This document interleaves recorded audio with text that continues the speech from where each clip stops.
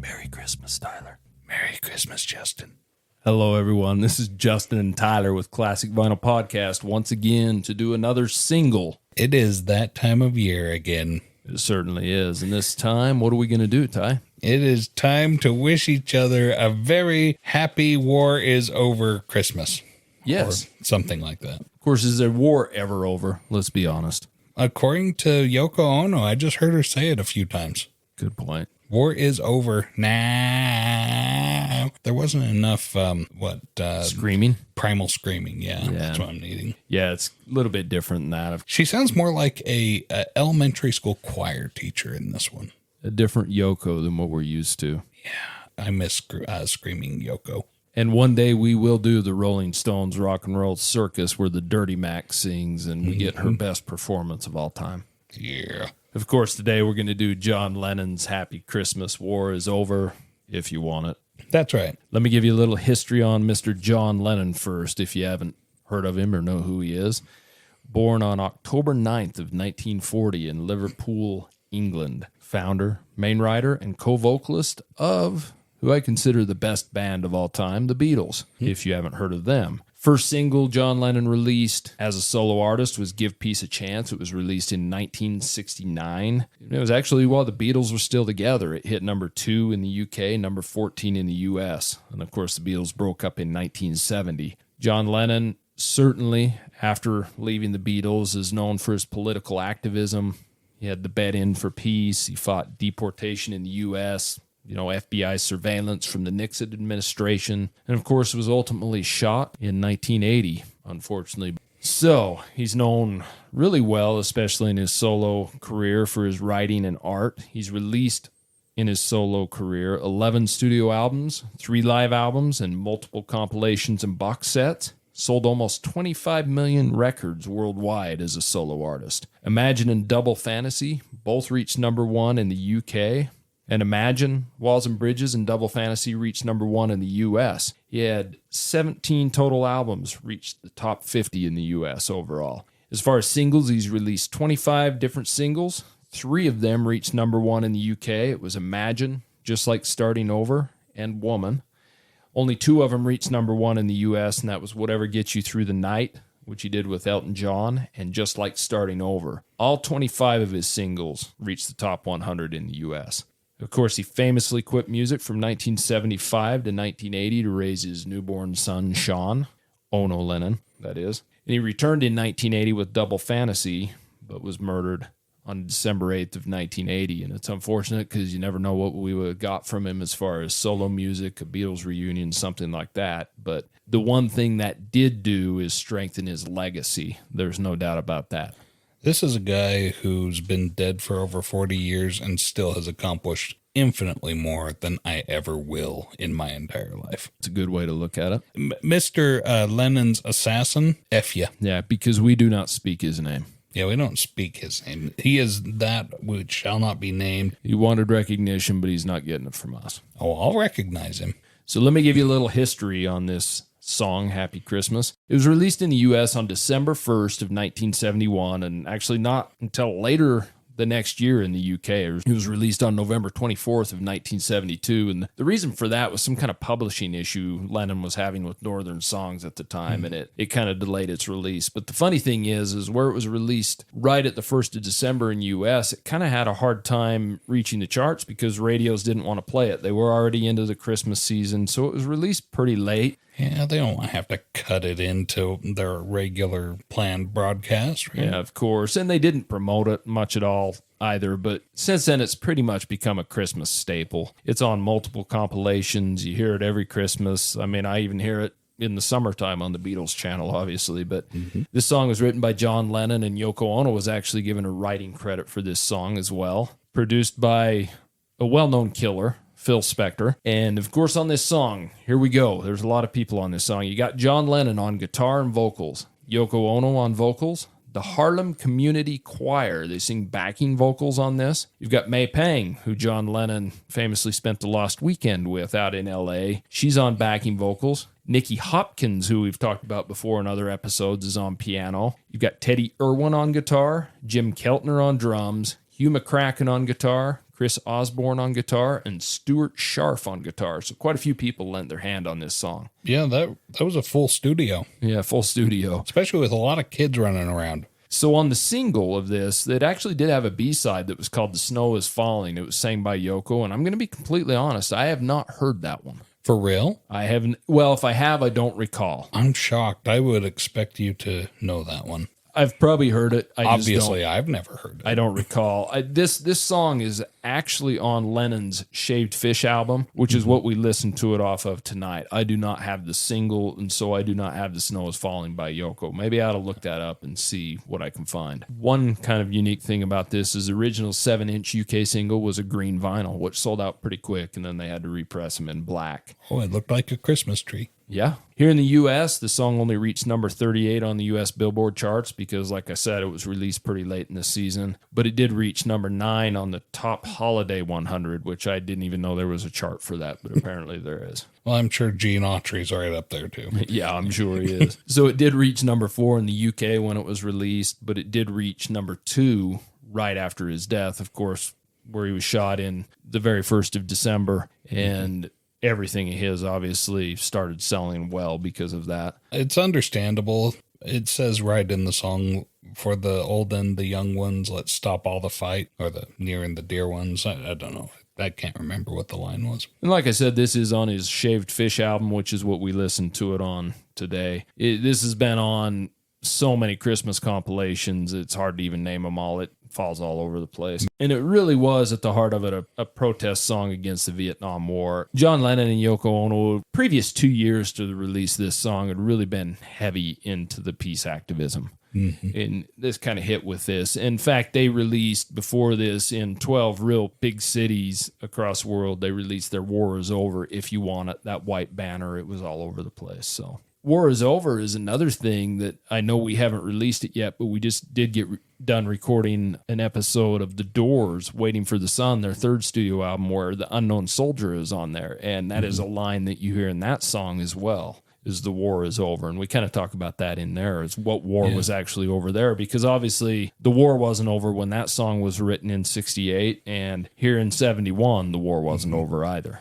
Yeah, I believe in The Unknown Soldier, the war that's over is the one in which the soldier died. Yeah. His war was over. And this one, if you look at the billboards where it said war is over, underneath it, it said, if you want it. That's the kind of catchphrase that is just so impressive. Like, and it wasn't for a product or anything, or a political campaign per se. I mean, this is political for sure, but like, this is something that every person in marketing is just craving, that kind of attention, right? And John Lennon got it. He threw these billboards all over the place with this simple message in black and white that, hey, the war's over if you want. What's kind of strange about that is him and Paul McCartney were obviously at each other's throats at this time. And Paul McCartney was asked about this song, and he basically said, I really think that's wishful thinking. The war isn't over. And I can agree with that, but I also think the thought is there and the sentiment is there. John Lennon had some good anthems, going back to All You Need Is Love or things like that. And it's more the sentiment. Well, how do you accomplish your goals if you never know what you're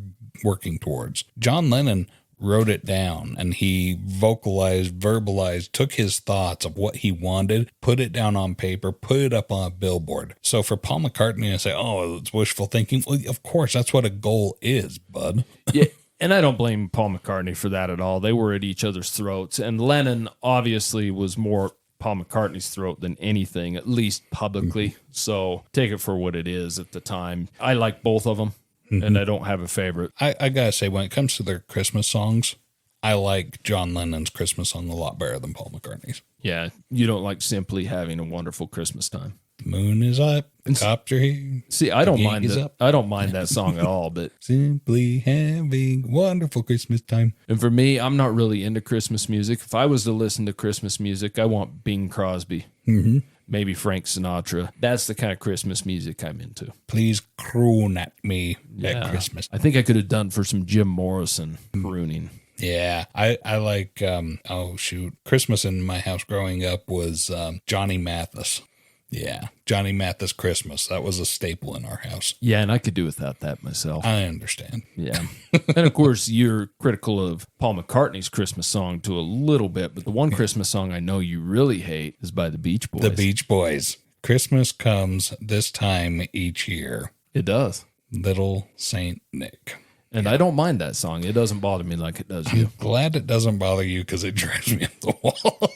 But I don't really listen to it on purpose either. So Fair. And of course, to open this episode, we did a little whisper of Merry Christmas to each other. And that's because this song opens up with Yoko Ono whispering Happy Christmas to Kyoko and John Lennon whispering Happy Christmas to Julie. And of course, both of their children from their previous marriages. So was this dedicated to their kids? I don't know if it was or not, but maybe it was. Okay. Yeah, they're in New York and they can't go see their children back in England because I know Lennon was certainly fighting the administration on deportation and things like that. I don't know. They were trying to get rid of him, and you can't fight somebody trying to get rid of you or kick you out of their house by getting up and walking out of the house. Well, I think his concern at the time, and I may be wrong, but I think his concern was at the time was if he goes back to England, he was never coming back. Charlie Chaplin. Yes, Yeah. exactly. Mm-hmm. Without the mustache. So anyways, after listening to Happy Christmas, War is Over, Tyler, what are your thoughts on this song? Okay, so this song, I really enjoyed it. I was kind of thrown off by the opening because I think I've heard the whispering opening before, but it didn't really register with me. I was like, wait, Happy Christmas? Well, for a long time, I thought it was Yoko saying Happy Christmas, John, and John saying Happy Christmas, Yoko. Yeah, because Kyoko sounds a lot like Yoko, at least the second. Well, yeah, but that's Yoko saying that. Yeah, and that's kind of weird. I don't know. I guess I just never really and Julian, listened close John, enough. You could see it. I mean, it is from Liverpool. Yeah, but if you go by that theory, that would be John saying Happy Christmas, John, and Yoko saying Happy Christmas, Yoko, which is strange, but they're strange people. Yeah. Especially at that time. I wish me a Merry Christmas. I wish me a Merry Christmas. So what are your thoughts on this one? Real pretty song. I love the use of the children's choir, the Harlem Community Choir. I was surprised to learn that was Yoko in there because I've heard this song. Everybody's heard this song. This is a Christmas staple, like you say. For Yoko Ono to sing this way, I really miss her primal screech. But she sings a lot like an elementary school choir teacher. A very Merry Christmas. Well, I'm getting a little ahead of myself on my review of this song, but this is probably the easiest Yoko to listen to. It really is. I mean, it's just kind of normal, you know. Mm-hmm. That's what's kind of good about it. Okay, if you've ever attended an elementary school Christmas program where the kids come out and they're performing the song, she sounds like the teacher who's trying to lead these kids along in the song, and she's singing louder and above everybody else. But it's not off-putting. She got a pretty decent voice. I really love the message. John, of course, is just classic John Lennon. And that's a horrible way to say that this is a master of music with instruments, with singing. I know he didn't necessarily like the sound of his own voice, but I'm so pleased that this artist was willing to put his own self-consciousness aside and perform so that we could enjoy him, even if he felt self-conscious, because nobody necessarily likes the sound of their own voice. And John Lennon's no different, and it makes him human. It makes him relatable. Doing a podcast, we listen to our own voices all the time, and it's a little stunning or maybe off-putting because it doesn't sound, when you hear yourself on a recording, it doesn't sound like your voice does in your head when you're talking. It sounds different, and that's how it might sound to other people, and it's just kind of cringing to hear that's how I really sound like. Some people, it really bothers them. I don't know where I'm even going with that train of thought. Let me get back to the song. It's a really sweet song about, very repetitive, that, so this is Christmas, and what have you done? Another year's over, and a new one's just begun. So what have you done? This war is still raging across the world, and have we done anything to stop it? Have we done anything to change that? Or are we just complacently going along and letting people do what they will? It's a real poignant message, I think. And I really like this song, especially a very Merry Christmas and a Happy New Year, the chorus. Let's hope it's a good one, not like last year. I prefer that version. What are your thoughts? Well, I've never heard that version. That's how I sing it. This song's a tough one for me. I'm not huge into Christmas music except the old standards. And this has kind of become one, and I do find myself kind of enjoying it because it's John Lennon, one of my favorite artists. It's got a nice acoustic guitar in it. There's nothing special about the song musically. The choir is a nice touch. The music adds, I mean, it sounds Christmassy. Yoko doesn't sing too bad in it. It's kind of a nice sounding Yoko. John Lennon, like you said, is John Lennon. He sounds like John Lennon. It's kind of an interesting song, being the fact that it's a Christmas song, but it's also tangled in with activism and the fact of, let's end this damn war that has no meaning. And so it's kind of interesting in that manner that John Lennon's put it together. I'm going to release you a Christmas song, but we're going to put our own little twist to it. Mm-hmm. So, there's nothing real special about the song as far as musically, but the message is strong. Yep, he certainly knows how to show up to a Christmas party and fling a turd right into that punch bowl. Yeah, exactly. So, but it's a good song. Like you said, it's repetitive, but you find yourself singing along to it very easily. Everybody's heard the song, as you said, but even if you haven't, after you've listened to the first verse, you can continue to sing along with it. So, yeah, it's an important song, and I'm glad it's around. It really is, and I don't know, that's exactly what strikes me as, when I say turd in the punch bowl, I'm just kind of like, everybody's gone to a Christmas party and seen that one person that really gets off on reminding us that Bono's a good example. His Christmas song, "There won't be snow in Africa this Christmas time. The greatest gift they'll get this year is life." So, this is John Lennon doing that, or giving Bono the idea to do that 20 years before he did it. I like this whole thing, in spite of the fact that it really comes off as preachy. It's got a mellow enough tune that if you're just not really paying attention to the lyrics, it's fun. It's just a nice little peaceful, relaxing Christmas song. Should we get to the song rating? Let's do it. Rating. If this is your first time listening, we're glad that you came here for our Christmas album. Let me explain our rating system. Our Christmas song.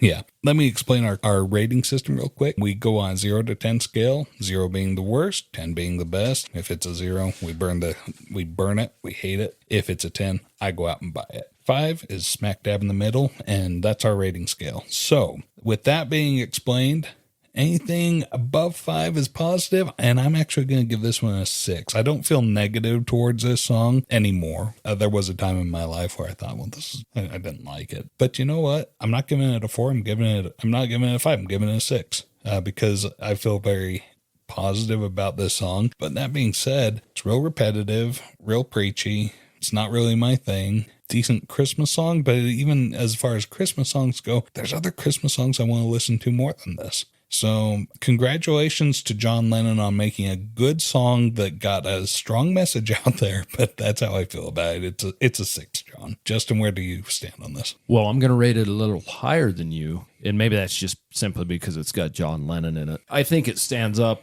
to any Christmas song that was made after the 70s, and I'm not into the newer Christmas music. Like I said, I'm into the standards, the older ones. You don't like Mistletoe? No, but okay. I don't think this is as much as a Christmas song as it is a protest song. Mm-hmm. So I don't know if it's a good mix, but I give this song a 7 because I don't listen to it that often, but if I'm going to hear it around Christmas time, hey, It's John Lennon singing a Christmas song. It's the only one he's got. So yeah, 7. And he's still singing it, and the other commonality is that we're still at war somewhere in the world. So what's changed? Not much. We haven't learned, have we? But that's John Lennon. Happy Christmas. War is over if you want it. And Merry Christmas to all you out there listening to us. We appreciate you. Send us an email at classicvinylpodcast@gmail.com. Until next time, Yuletide greetings. Thank you so much for listening to Classic Vinyl Podcast.